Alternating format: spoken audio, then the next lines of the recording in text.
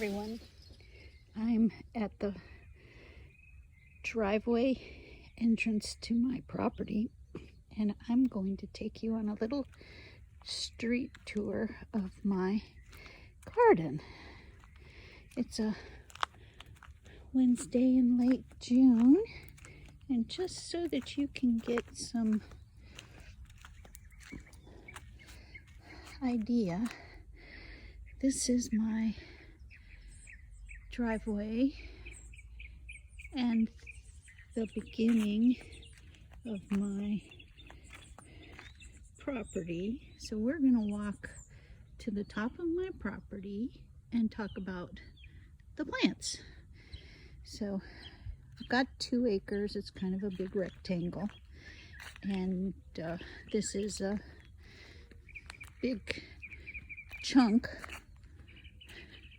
of my garden because it's so long. So we're going to start here. That is a Bolivian sunflower, Tithonia something or other, and there's a cotoneaster growing underneath it, and there's some Mexican sage growing underneath it, and there's some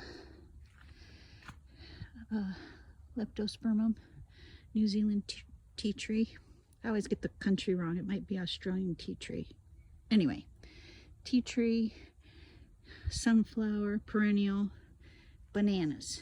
So the sunflower is self-sowed itself from a mile away up there in my garden, and the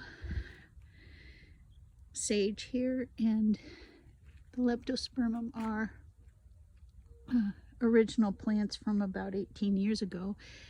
The bananas, which I'm going to show you right now, the bananas are fairly new, within the last 6 years. And I've been getting bananas for the last 5 years. And I don't know if you can see back in there, but there's more bananas. So this is my soap shop, the old entrance to my soap shop.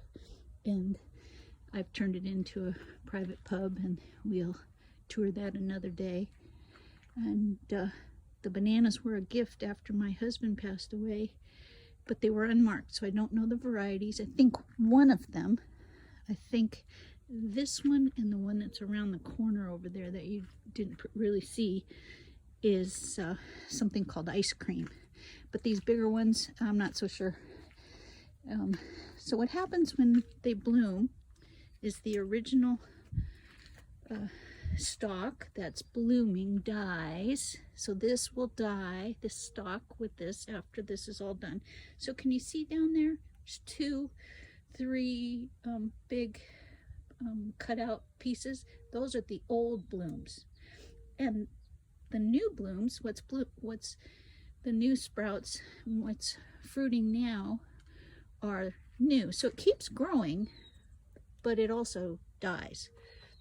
So this was just one plant 6 years ago. This was just one plant 6 years ago, and it's pretty fantastic. The bananas are very good, very, very good. That's a knife acacia, some rosemary, some more leptospermum, iceberg roses, some more Salvia, leucantha, and these are different colors of leptospermum. This is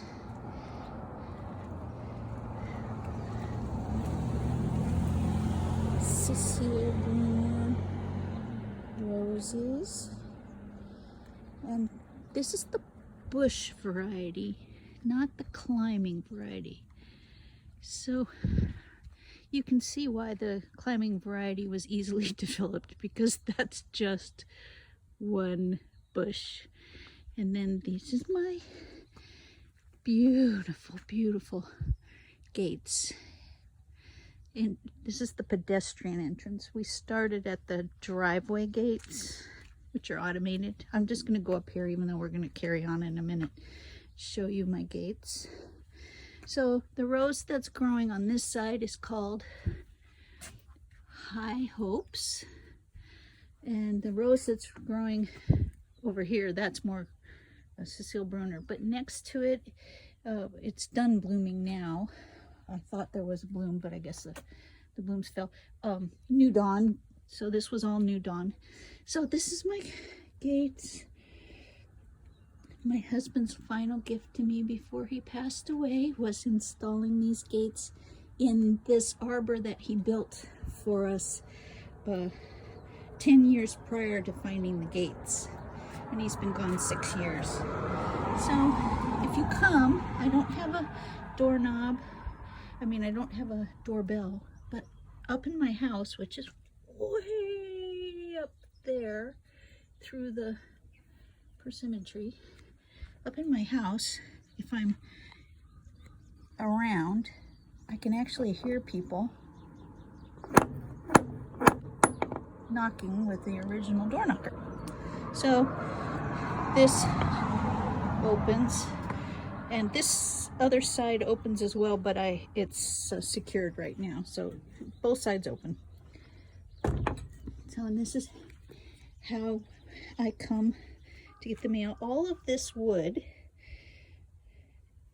all of the wood that the fence is made out of, I don't know what I could show you. I'm spilling my tea.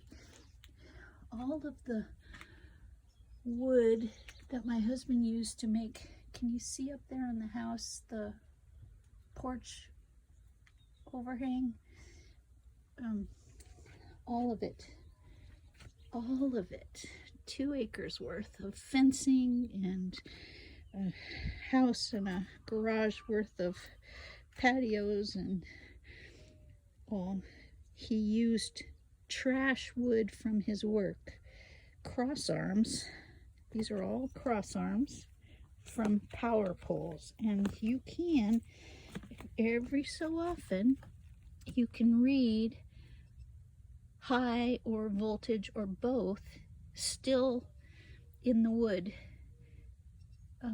from when it was on the power pole all over my house. So really quickly, there's a power pole at my house, and you see those arms that are going crosswise. Those are cross arms, and when a power pole is damaged, all of it has to be destroyed appropriately because it's treated wood, and the pole and the cross arms and all of the working parts need to be replaced with new. You can't use a damaged pole again. So my husband for 10-12 years brought home that trash wood, collected it, and then used it. Like, he made this mailbox, which is by the gate. So I don't know what you can see here, but that says voltage, and that says high. So, and that's a Cecile Brunner rose. So we're back on the street and we're continuing on. There's the gates he built me. So this frontage garden is going to get very wide really quickly here. It scoops in. I don't know if you can see that that's going up, and it's going up to the top of the ridge, and from here to the end of the property line, it's now double the width that it was down there. So this is a dry creek bed drain from runoff from the rain gutters. This is 20 years old. This echium is 20 years old. It's been growing here for 20 years. It was a gift from our neighbors, a housewarming gift when we moved here. And they moved here a year or two before us. And they gave us this plant, and it's been growing here and ever since. So this is a beautiful stand behind it of Mexican sage, Salvia leucantha, I believe. Knife acacia, that's my persimmon tree. It's on the inside of the fence. The knife acacia is on the outside of the fence. The persimmon tree was the only fruit tree here that was alive when we came. There used to be a grove of citrus and an orchard of apricots, and all of that died. This is the same plant that we passed at the beginning, and it is also that plant. This is Bolivian Sunflower, Tithonia something or other. It's a huge plant, and that one seeded also, just like the one down at the beginning. This is Melaleuca Nesophila, pink powder puff. Oh, I love this, but the reason that I love this is the bark. Oh my gosh, look at the bark. Can you even see that? Okay, so that's a different sage, that red sage, Salvia. But look at the bark on the Melaleuca. Oh, it's fantastic. Fantastic. So there's butterfly bush in here. There's feverfew in here. There's Salvia Ecuador, I think, growing underneath. I don't know. Can you see that? There's butterfly bush, Buddleia Davidii growing behind the rosemary in there. So there's a bay tree in there. Yeah. Sorry about that. I had hoped to be out here earlier when the light was even less, but life just doesn't work out the way you planned. So rosemary all in here, more Melaleuca Nesophila, more perennial sunflower, more rosemary, more Buddleia. That one's a white one. I don't know. Can you see that? So these all are sprouts from the original Tithonia that I planted. And this is coming to the end of the Melaleuca poppy. And then there's that plant in there, the variegated plant with the blue flower, when I can never remember the name. Somebody can put it in the comments. So that is Vitex, the woman's herb. Sometimes called monk's pepper. Oh, it's got a lot of common names, but Vitex, extremely useful and beautiful herb tree. It gets about 25 feet. That's been planted. It's one of the first things we planted along here, and it has seeded inside the fence line. So there's one in the fence over there that seeded itself, and then this one. So this is our power pole. And I have pictures that I've posted on my blog of my husband working on that power pole, taking a picture of me from up there working in the garden. It was pretty fun. More knife acacia, more of all the things that were down the other side, except that there's the addition of bottle brush. And that's about 10 years old, that bottle brush, whereas the knife acacias are 18 or so years old. And I just want to show you, this is the end of my property, by the way. That's my fence. My rose garden is on the inside of that fence, but look at that bark on that knife acacia. Isn't that just gorgeous? Gorgeous, gorgeous, gorgeous. So there's California live oak that's sprouting over here, and this is now my neighbor's property and gate. The neighbors, there's several of them that go beyond that security gate there, and there's a little private road that goes off of my street. This is a dead end, and I'm at the top of the public part of my road. And this is my street garden. So just wanted to share that with you. It's June gloom. If it was a beautiful sunny day, you could see the ocean from here, and on a clear day you can see Santa Catalina Island or San Clemente Island, depending on what part of the year it is, from here on a really clear day. But today is June gloom, and I'm not at all sad about that. The garden loves it, absolutely loves it.